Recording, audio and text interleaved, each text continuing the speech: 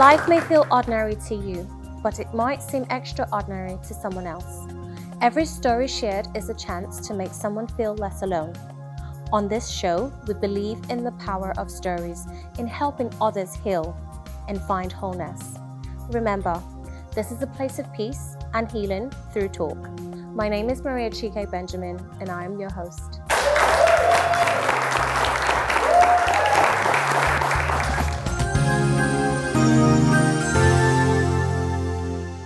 On our last episode, we sat with David, who spoke to us about his struggles with drug addiction. For a story as powerful as his, we needed it to be told completely. Please join me as we continue the rest of his story. Welcome back, David. So in November 11th, 2015, the dealer just said, look, go home. Go home. I said, no, keep the car. You take the car off me. For some reason, he wouldn't take the car off me. So I'm going home and I have an accident. Yes, and then I fractured his leg. Okay. So it's broken from here. It's totally fractured from my ankle region down. Okay. And I pass out. Okay. So when I wake up, I try to get up because of the shock, and everybody says, no, stay down. And I look and I see my leg, it's gone. Yeah. Yes, my bones were out. Blood was gushing. And I started laughing. Yes, there was no pain. Oh, because you're already fully exactly. I had been in the bone for so long, so there was no pain. And then probably this was going into psychosis because I started laughing at the time. And then they left me because this wasn't normal for someone to just start laughing in that sort of situation. Yeah. So one man came and he said, who can I call? So I said, okay, call my mom. So he takes his phone and he calls my mom and he says, Madam, your son David has been in an accident. And now this is my mom who has been looking for me for the past few months because I left home in Ibadan. I didn't contact her. So she thinks that it's a lie. Oh, they're trying to make money. And she says, David, if you're there, I want you to know that I know all of your tricks. I'm not giving you 1 naira. If you want to kill yourself, kill yourself. And she put off her phone. Oh, no. And then he says, who else can I call? So I called my dad. And my dad didn't even, but as soon as he heard David, he just put off his phone. So I was just there. So he said, okay. Disappointed. Yeah, so he got sort of flat surface, put my broken leg on it, and then drove me to University College Hospital in Ibadan. And then the consultant there says, no, this is really bad. It's taking too much time. It's probably infected. And so we're going to have to amputate your leg. So this man who I don't know said, no, you're not going to amputate his leg. We need to help him. So the consultant said, okay, that's my professional opinion. If you guys don't want to do it, go elsewhere. Okay. So he took me to a second place. And then the guy looked at it and says, oh, we have to amputate. Now the pain was setting in. The drugs were wearing out. I was beginning to feel the pain. So I started crying. Okay. And I said, please amputate the leg. Just take the leg off. If it will sort out this pain. Yeah. Yet this man says no. He said there must be something. And then he was making calls and someone directed him to a hospital, a much smaller place than the first 2 places we'd been to. And then we got there, the doctor was even asleep. He was just out of medical school. So the guy comes and looks at it, and first of all, he's upset that we went to bigger hospitals and they couldn't even dress the wound. First of all, before talking about amputating the leg, just dress the wound and give this young man antibiotics and painkillers. And then decide what to do. So he looked at it. He said, okay, he was going to dress it. He was going to just put it together. And then he was going to refer us somewhere else.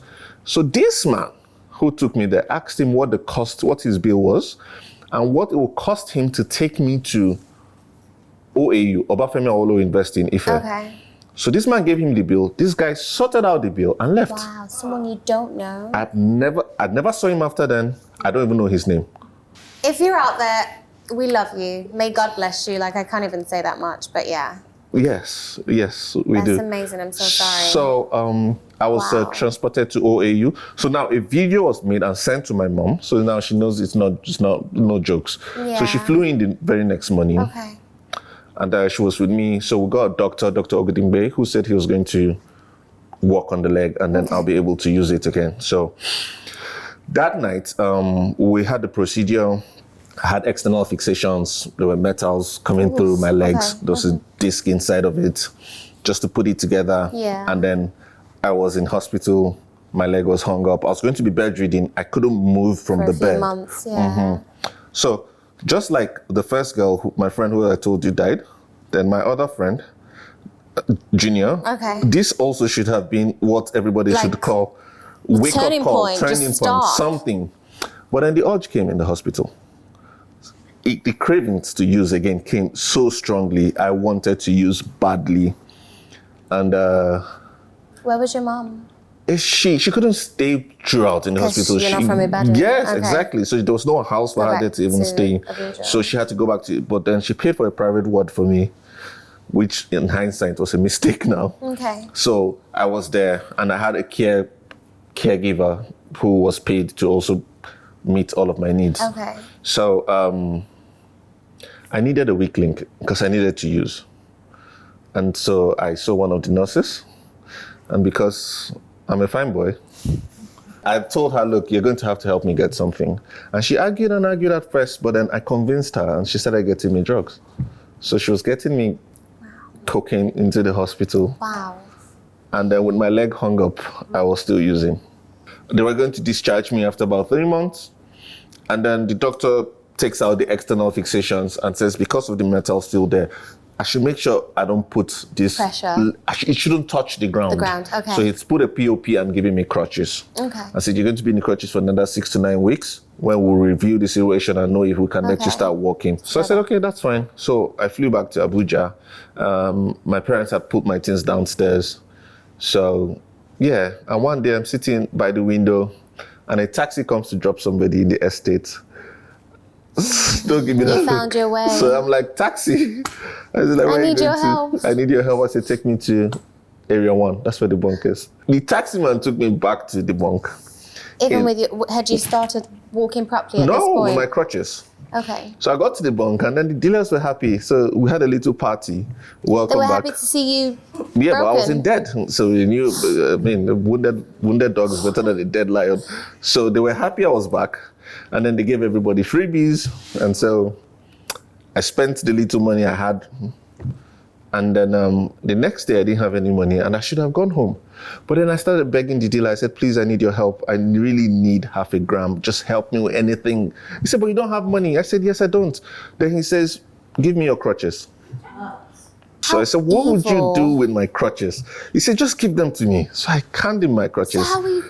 And he gave me the drugs. So when he gave me this, I used it and in about an hour I was done. I tried to put the leg on the ground. The pain was excruciating. So I was hopping on my left leg. Yes.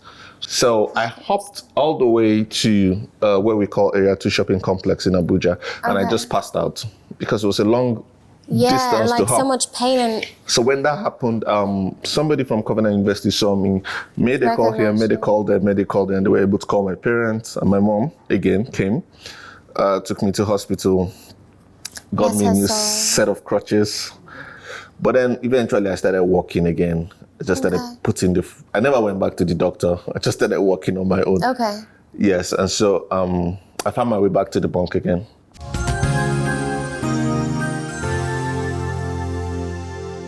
Like I was saying, it was back and forth. I'll go to the bunk, my mom will come get me, I'll go back, like that. So eventually I just felt I couldn't do this anymore. So rehab had failed. My parents didn't understand. My pastor, who I trusted, couldn't help me. I knew I was going to end up in jail or dead if I continued what I was doing. I didn't want to get shot by the police while stealing or end up in jail. You know, I just felt what was in my head at the time was that was going to be worse. So I thought, okay, I'm just going to end my life. So one day my mom comes again. Were you at home? No, I was at the bank. Okay. So my mom comes and the dealer is like, David, your mom's here. So I was like, I'm going out to see her. So they said, no, stay, let's hide you. And I'm like, no, I'm going out to see her, never mind. So I came out and she was crying and she was like, let's go home. I was just wearing singlet and boxers, slippers that didn't match. So we went to the car and then she's driving home. She keeps telling me how much she loves me and how much she knows I'm going to be better. Then we get home, she serves me dinner and goes up to sleep. You know, tells the estate security, make sure don't let him out. She changed the locks. All of this didn't matter to me because I knew what I wanted to do. He wasn't around anymore. Okay. He blamed her for my struggles. Okay. Yeah, so. And so when she went upstairs to sleep, I took a piece of paper and wrote a suicide note. So I told her I loved her, and I told her I was sorry for what was happening. I told her I couldn't fight it. I told her I was sorry for the pain and the suffering and the embarrassment I'd caused her. And I told her that even though I want to stop, at this point in time, I'm not even using for quote unquote enjoyment anymore. I'm using it to function, to be alive, to survive. Yeah. It had become dependency. Yeah. And I wrote to my dad and I said, look, stop blaming mom for this. It was... So you weren't mental. I mean, if you could actually write something like that. Then I wrote to my pastor too, and I said, look, your pastor, one of the biggest churches in Abuja, you should know more about this and how to help people. Then I wrote to my 2 younger brothers and said, I'm sorry I disappointed you. I didn't lead you the way I should have, and you guys should do better than I've done. So I mixed rat poison and bleach, put in half a bottle of Coke, and I drank it. So as soon as I put it in my mouth, and then I started foaming from my mouth, and then my brother comes in, and he shouldn't have even been in the country. I didn't know he was around. Apparently, my mom had told him to come to help her with the situation I was in. So he saw me on the floor, and he assumed I had overdosed. So he was just going to walk past me to his room, and he'll wake up tomorrow. But then what saved me was the suicide note. So he saw the suicide note, he picked it up, he reads it, and said, okay, this is not an overdose. So he starts shouting, mommy, mommy, mommy.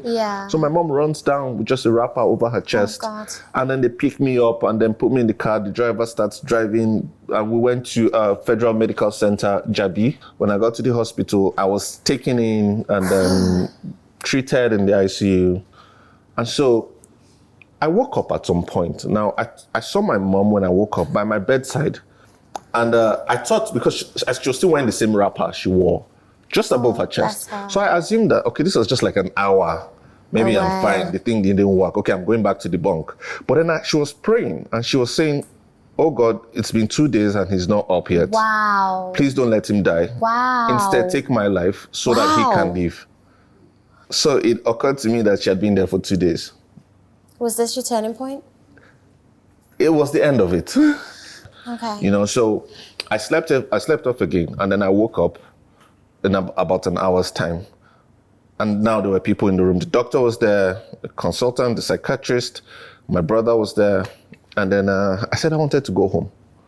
And they said, no, you can't go home. I said, no, I want to go home. And then it was back and forth. And I said, I'm fine. I'll be fine. So they gave me a form to fill because I just attempted suicide and now I want to go home. Usually they would want to keep you there to make sure that you're okay before you go home. So I signed and I said, I'm going home. So I went home. And now this is where it happened. I slept through the first night to the next morning and I was okay. Now before this, no addiction, no cravings, withdrawal. No withdrawal, no urges.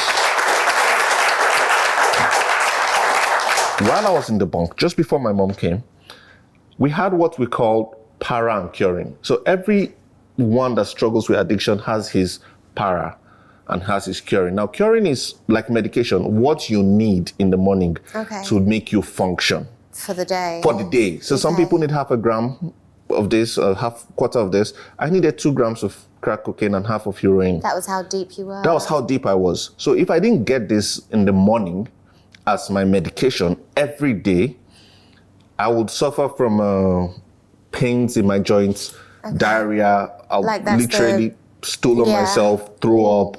I wouldn't be able to get up from the ground. So the dealers knew this. So with or without money, they had to give me that. That's all that would get me up. But now you're not having this. No, now I'm not having this at home. After the rat poison. Yes, at home I wasn't having this. So something had changed. What had changed, I didn't know.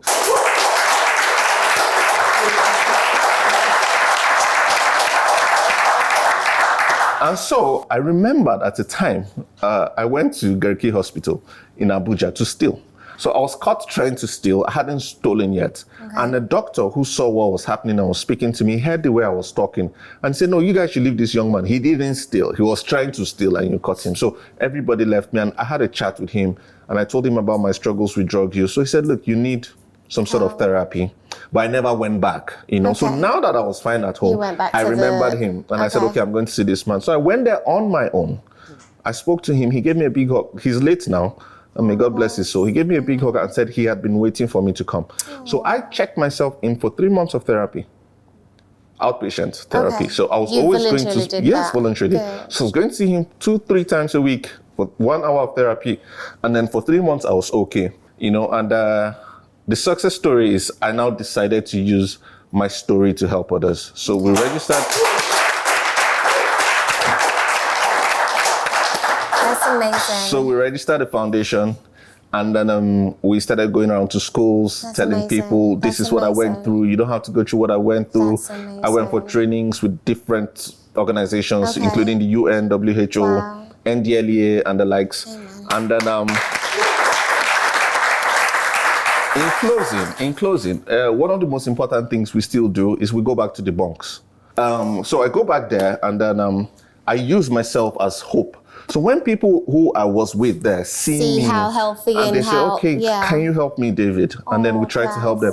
And those that don't want to leave, we do not judge them. Good. We do what we call harm reduction. Okay. So we go there and we give them food, we give them toiletries, we give them sanitary towels. But no money. No money. Good. Because a lady will not even use her money to buy sanitary towels for her monthly cycle. She'll rather use that money for cigarettes or something. So we take these things to them in the bunk because I have been there. Now in 2020, we made one of such visits to the bunk. Now before this, I'll give you a story that happened in 2015. I came in to, I went to Port Harcourt for something. I got some money. So on my way back, I'd called my dealer. I called my dealer, and then he said he's in Ibro Hotel in Abuja. So I go there, and I had the urge so badly that I ran up the stairs. You know, that's stupidity because the lift will have been faster. But then I ran up the stairs. I got to his hotel suite, and the door was slightly ajar. So I pushed it, and I looked in, and I saw 5 schoolgirls, young schoolgirls, junior secondary schoolgirls, in their uniform. So I stepped back out because I might have been a user, but I had my boundaries. I'm not going near anything underage. No. I would never. I would die first before I go near an underage girl. So I called him. So you still had some sort of morality in you, regardless of most users do. Most people who struggle with addiction do, especially when it doesn't tamper with how to get money to use drugs. Yeah, so I called him and I'm like, you gave me a wrong room number. So he said, are you not in XYZ room? I said, yes, that's where I am. He said, then come in. I said, no, I'm not coming in. He said, why? I said, because there are underage girls in there. Some of them are scantily dressed. You come out. So he said, if you're not coming in, I'm not coming out. So I wanted my drugs. So I pushed the door a bit and I walked in. And then my back was literally on the wall, just so that I don't get too close to him. Then he comes out of the room. And he said, what's wrong with me? He was now speaking in Hausa language. I said, what are you doing with these young girls? So he laughed and said, it's a business strategy. Now he told me that he had gotten a nephew of his who was in their school to get one of them addicted to drugs somehow. And then this person had now recruited other 4 girls. To keep getting people? Yes. So what is the essence of getting people addicted? Good, I'm getting there now. So what he does is, when their parents think they are in school, they come to him. He gives them drugs, and then he uses them to make deliveries. So when somebody calls and says, I need 5 grams of cocaine, he'll send one of those girls in their school uniform and their backpacks. So if you're a policeman on the road... He won't stop.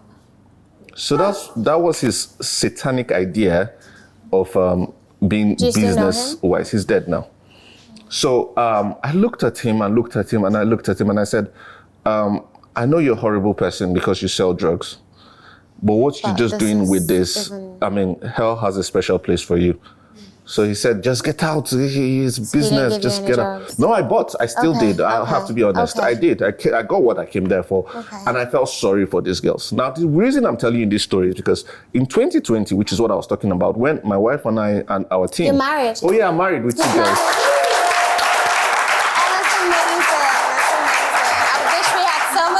To listen to I'm married with 2 girls. Amazing. So my wife and I and our team went to the bunk. So when we're done, we're going back to the project vehicle. Somebody called out to me and said, excuse me, sir. Excuse me, sir. So I turned back and I look at this girl who was looking very frail. Her hair was a mess. So you kind of knew? I didn't know. I didn't know Maria. Okay. She just had boxers and a shirt on. So I said, okay, what's the problem? Didn't you get food? Is there something you want? Is there something I can help you? She keeps staring at me. And I'm saying, what's your name? Who are you? How can we help you? She says, sir, don't you remember me? I said, no, I don't. She said, I was one of the girls that was in the hotel room 5 years ago. and my knees just gave up. I just buckled. That people had to hold me. Of course. You know, I felt I let her down that day. Wow. And I said, what happened? Where are the others? So she said, 3 months after that time, they didn't see him anymore. So they needed to use 3 of them, which is why parenting is important. We must understand parenting techniques for our generation. 3 of them were able to talk to their parents, and their parents were able to help them. Yeah. Set up interventions, get them the help they needed, and they were doing well. Now, 2 of them couldn't talk to their parents. Because of strictness. And, fear. you know, they said to themselves, okay, this guy used to send us to so place to get the drugs when we're going to make deliveries. Let's go there. Maybe they'll give us. Wow. Now they go to the bunk and meet the harsh reality of life that nobody's going to give you for free. Yeah. And these were 15, 16-year-old girls. And the only thing they had to offer was their bodies. So, yeah, of course. So they started sleeping around in the bunks, unprotected for drugs. The second person was able to, her parents noticed what was happening and they took her away, got her help, but she couldn't still talk to her parents. She eventually got HIV. Now, when she got HIV, she now decides, okay, let me go home to talk to my parents. And then she goes home to talk to her parents, and her father, who is a very also popular person in Abuja, says, you have failed the family, you have embarrassed the family, go back to where you're coming from. So she went back to the bunk. So now she was living in the bunk as a staff of the bunk. So they sent her, go and buy cigarettes, go buy a bottle of beer. The same thing that she knew. Go and deliver this to so person. Then they just gave her a bed. Yes, something so worse than a bed. And they're paying her 1,500 a day, which she'll eventually use to buy more drugs. So I said to her, I said, 5 years ago, I went away because I was struggling with addiction. Today, if it means you sleeping in my home, you're not going to sleep here today.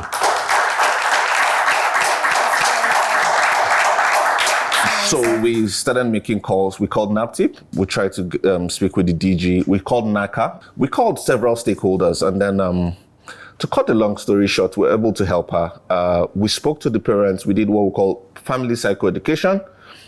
I told the dad to his face, I said, you failed your daughter. She didn't fail you. So we took her out of Abuja to Plateau State, put her back in school. Amazing. Got her, she was on medication, obviously. And then she wrote her work, did very well, and she's in Cardiff now. That's an amazing story. I do remember previously when we spoke, you said, during your healing process and, you were mostly at home and you got very involved in watching Nollywood movies and you had quite a few actors that you admired. But there was an outstanding name who's a great actor that you mentioned and we were able to get him on set today. Well, that's nice. Ladies and gentlemen, welcome Enyinna.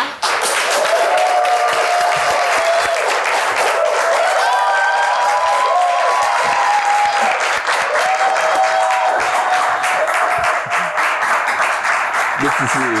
Wow. Good to see you. Wow. Thank you so much for coming.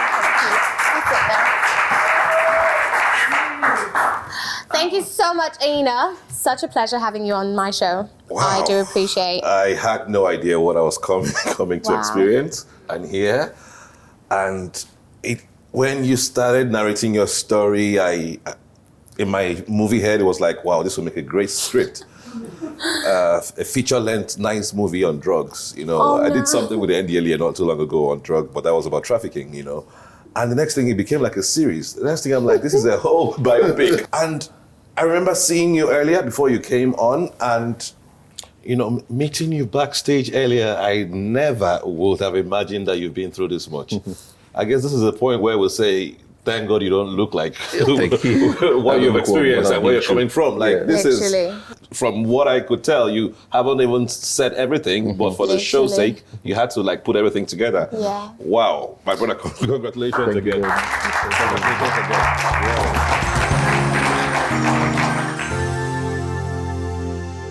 And we've come to the end of David's story on Healing with Maria. To our viewers and audience, thank you for going on this journey with us. A special appreciation to Hyacinth Global for connecting us with David.